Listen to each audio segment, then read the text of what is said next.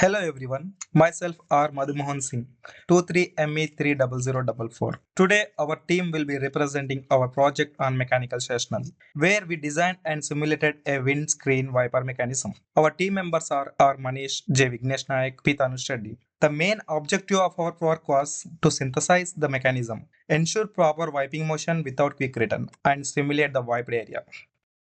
Basically, our presentation is divided into four major parts. The first one is problem statement, and the second one is overview and the approach, and third one is simulation, and the fourth one is application. We will go step by step so the entire workflow becomes clear. Now I am going through problem statement. The main objective was to synthesize and build a simulator for the wiper mechanism. A key requirement is that the mechanism must not have a quick return effect because wipers need a smooth uniform motion in both directions. Here we were also expected to improve the mechanism by exploring adjustment of wiped area, variation of speed and acceleration for a constant motor speed, requirement on the motor, and most importantly, making the actual area wiped by the blade in our simulation. My name is Tanush, 23ME30041. Now I am going to tell about the overview of this approach.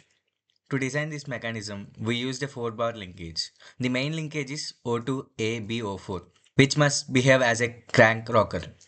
One link rotates fully, the crank, the other ring rocks back and forth, the wiper. To achieve this behavior, the 4-bar system must satisfy the Grashof criterion. We also add a secondary linkage O4CDO6.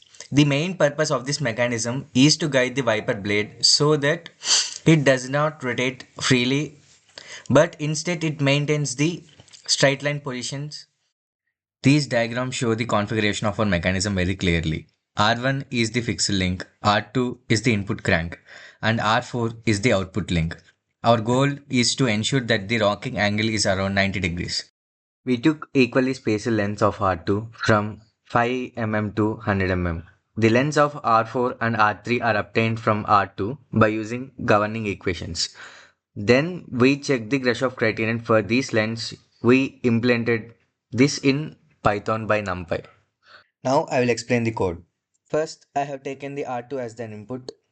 Next, using the angles T, T1, T2, the initial angle, final angle, and the angle that R1 makes with the horizontal. Now I have given the R1, I have defined the R1. Next, using the R1, I have calculated the R4 and I have taken the positive value of the R4 and then calculated the value of R3. Now, using array function, I have checked whether they satisfy the Grashof criterion. If it satisfies Grashof criterion, the output will print. Now I've taken the general case. Now we have done this case. Have taken the values of this and proceeded. I'm RASAMALLA Manish, roll number 23ME30045. So after getting the values from the calculations made in Python, we use SolidWorks, software SolidWorks, to actually simulate how the mechanism will look and find out various values of accelerations, velocities directly through here. So this is a single link. This is how we designed a single link with very negligible thickness, width, and two holes which can be used as revolute joints or to connect to other parts. So this is basically the whole wiper mechanism. As we can see, this is the 4R chain, uh, the the crank rocker 4R chain. As the crank rotates, the rocker covers 90 degrees. So this is the wiper which is attached here, and this is the path traced by the ends of the wiper. As you can see, it's almost a 90 degrees between this and this. So this is an add-in in SolidWorks which is called SolidWorks Motion, which lets us do motion analysis on the mechanism which we have made here. Uh, so let's play the simulation from the start. This is how the simulation will look if we connect this is how the wiper will rotate if we connect a motor here. which is constantly rotating at a 10 rpm. So we now can see how the wiper moves in here at the 10 rpm. So we can get out various values using the SolidWorks motion tool. For instance, we can get the motor torque, which is generated at this rotary motor, which is rotating at constant speed. So just like that, we have a graph of the motor torque.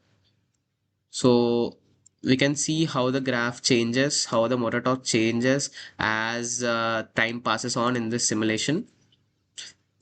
And similarly, I have already taken out various values which I can take from this mechanism and which have a meaning which can be useful. This is the angular velocity of the rocker and essentially the angular velocity of the wiper. And this is the angular acceleration of the wiper. We can see even though the motor doesn't have any angular acceleration, there is a variation in angular acceleration with respect to time in the rocker. This is the linear velocity of the wiper, and this is the linear acceleration of the wiper. So running the simulation once again, we can see how these values change with respect to time as we proceed through the simulation. So after this, we thought of a double wiper mechanism, which essentially can cover more area and can be used in, for example, on a train or on a bus. So this is the double wiper mechanism, which we thought of after making this wiper mechanism or synthesizing the wiper mechanism. This mechanism essentially is same as the single wiper. Basically, we have another wiper mechanism here, which so basically here both of these wiper mechanisms share the same crank. So essentially, they are almost the mirror image of each other's. So as the crank rotates at constant 10 rpm, we can see both these wipers cover the same area, but they are not in sync. So this is the motor torque, which is generated by the motor during the motion. This is the angular velocity of the wiper. Uh, this is the angular acceleration of the wiper. We can see even and here we can see the linear velocity. Here we can see the linear acceleration of the wipers, and this is the power consumed by the wipers. As the mechanism simulates, we can see how these values change. Myself, J. Vignesh Naik, 23ME 30019. I am going to present on the section on the real-life applications of the mechanism we synthesized. While our project focused on designing a specific 4-bar linkage, the mechanism's most common and critical application is found right on your car, the double windscreen wiper system. This system is visual for vehicles with wide or curved windshields like cars, buses, trucks, and SUVs. Let's look at the specific advantages this application provides. Larger sweep area, smoother cleaning, reduces unclean patches, and so on. And the conclusion is the double windscreen wiper mechanism is a necessary engineering application to ensure better cleaning and visibility on vehicles. It is a direct and impactful example of the how principles of mechanical linkages are applied to solve a critical real-world safety problems. Thank you.